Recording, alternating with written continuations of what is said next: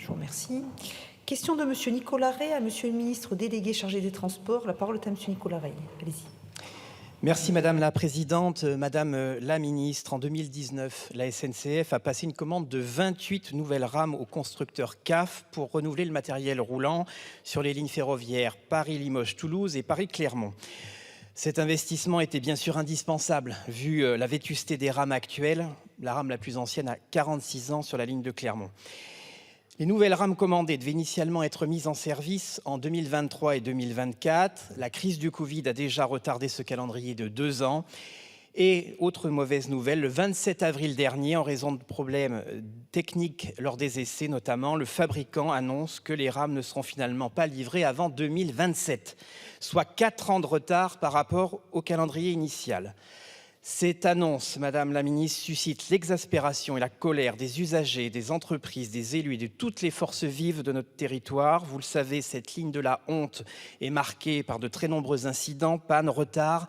Je citerai celle du 19 janvier dernier avec des usagers immobilisés pendant 11 heures dans un train sans chauffage, sans toilette ni électricité. Le nouveau calendrier de livraison éloigne donc encore les perspectives d'amélioration de cette ligne très dégradée. Madame la Ministre, plusieurs questions se posent. Quels sont les moyens techniques et humains supplémentaires que le gouvernement entend exiger de la SNCF et surtout de l'entreprise CAF pour réduire les délais de livraison? À défaut, des pénalités seront-elles infligées à l'entreprise CAF et ces pénalités serviront-elles à la ligne aux 2 lignes concernées?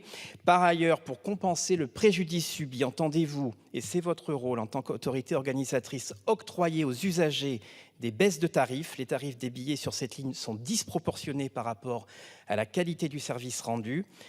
Comptez-vous aussi demander à la SNCF le remplacement des rames actuelles par un matériel roulant moins obsolète?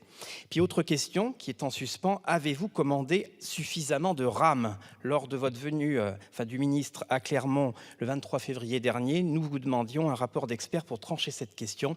Enfin, il faut accélérer le programme de modernisation de cette ligne. Où en sont donc les travaux d'engrillagement pour protéger la voie de la traversée des gibiers et des chutes de végétaux?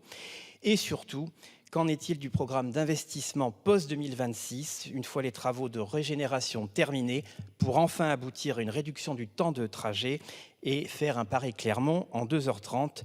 Madame la Ministre, l'État doit mobiliser tous ses moyens pour améliorer le fonctionnement de cette ligne essentielle pour le désenclavement et l'attractivité de nos territoires. Je vous remercie. La parole est à Madame la secrétaire d'État chargée de la citoyenneté et de la ville. Merci Madame la Présidente. Monsieur le député Rey, donc effectivement, pour renouveler le matériel des 2 lignes Paris-Clermont-Ferrand et Paris-Limoges-Toulouse, l'État a investi 800 millions d'euros dans de nouvelles rames, oxygène et des installations de maintenance.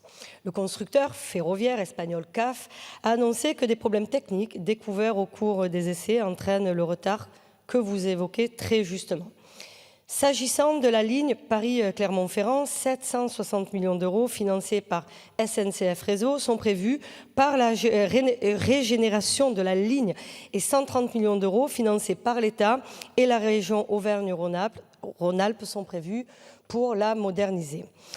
Il en est de même pour la ligne Paris-Limoges-Toulouse, avec 1,6 milliard de régénération et 385 millions d'euros de modernisation prévus au schéma directeur. Les programmes de travaux avancent aujourd'hui comme prévu, tout en assurant la continuité du service ferroviaire. Le gouvernement, monsieur le député, comprend et partage votre exaspération et celle des voyageurs et des élus de ces 2 territoires. Ce retard est d'autant plus inexcusable, évidemment, que ce matériel répond bien aux ambitions de confort et d'accessibilité que souhaite l'État, alors que les voitures corail de ces 2 lignes arrivent bientôt, vous le rappeliez, en fin de vie. Il n'existe pas aujourd'hui d'autres matériels disponibles pour remplacer ces voitures corail en attendant l'arrivée des rames oxygène.